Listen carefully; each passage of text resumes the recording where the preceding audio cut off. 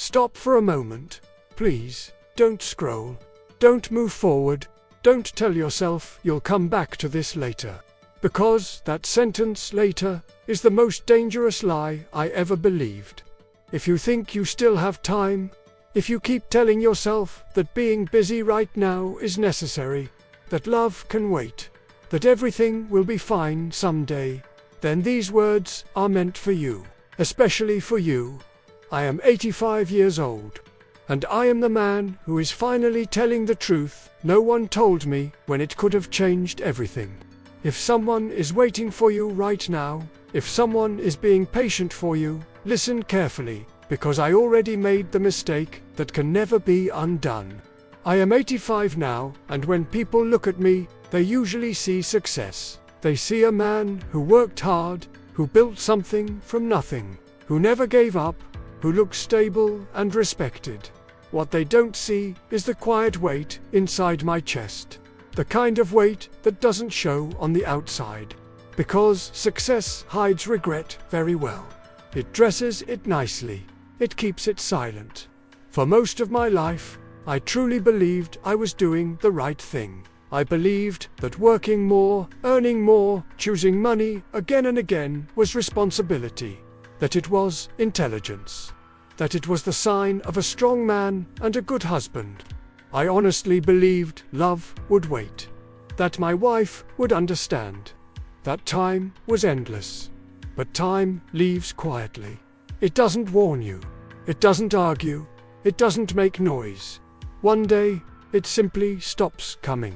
And when you finally look up, you are old, sitting in a house that is large but lifeless, surrounded by things that mean nothing because the person you sacrificed everything for is no longer there.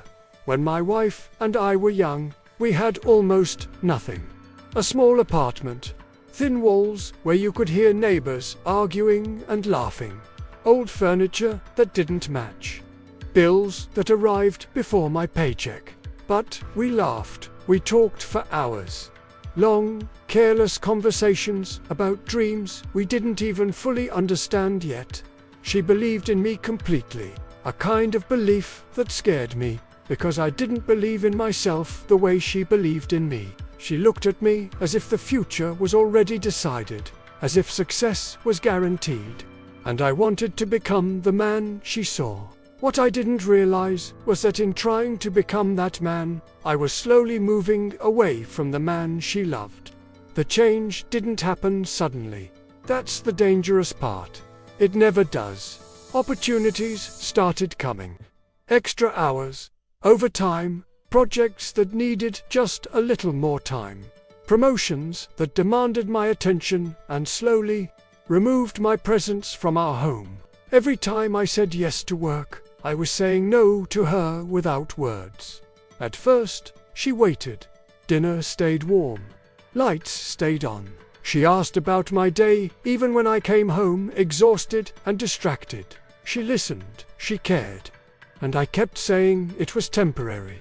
Just a little more time. Just until things are stable. Just until we're secure.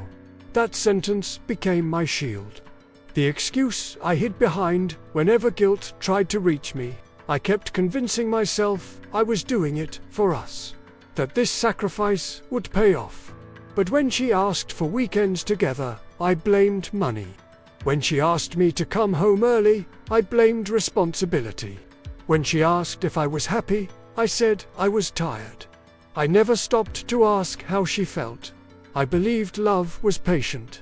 I believed marriage could survive anything. I didn't understand that neglect doesn't feel like neglect at first. It feels like ambition. It feels like discipline. It feels like being a provider. Slowly, she stopped asking. Instead of frightening me, it relieved me. Fewer conversations, fewer arguments, fewer reminders of what I was losing. I mistook her silence for understanding, not knowing that silence is often the sound of someone giving up. Our conversations became short. Laughter became rare. The house grew quiet even when we were both inside it. And I kept telling myself this was normal, that marriages become like this. that passion fades, that this is just how life works. I never asked myself if I was the reason for that emptiness. The money kept coming. The house got bigger. The furniture got better. Life looked impressive from the outside. People praised me. They admired my discipline. They called me successful. No one asked what it cost. And I never asked myself, because deep down, I already knew the answer and I wasn't brave enough to face it. Then she got sick. Quietly, the same way she had learned to live. I noticed, too late. Hospital rooms don't allow excuses. There's no hiding there, no pretending. When I held her hand, it felt weak, smaller than I remembered. She looked at me with tired eyes and said, softly, I waited. That was it. No anger, no blame, just truth. That single sentence placed my entire life in front of me. Every late night, every empty chair, every time she chose patience over complaint. She passed away days later. After the funeral, the house didn't feel empty, it felt hollow. Her chair, her books, her habits, everything was there except her. And that was the moment I finally understood. Money doesn't sit with you at night. Success doesn't break silence. The thing you sacrifice everything for never comes back. Today, at 85, I live with comfort and regret at the same time. And there are 5 things I wish I had understood earlier. Not advice, not rules. Just truths that arrived too late for me. First, I learned that time is not something you save. It's something you spend, and once it's gone, there are no refunds. Second, I learned that being busy is often an excuse we use to avoid being present. Third, I learned that silence in a relationship is more dangerous than arguments. Arguments mean someone still cares. Silence means they are preparing to leave emotionally. Fourth, I learned that providing money is not the same as providing presence. And finally, I learned that love doesn't leave loudly. It fades quietly while you're distracted.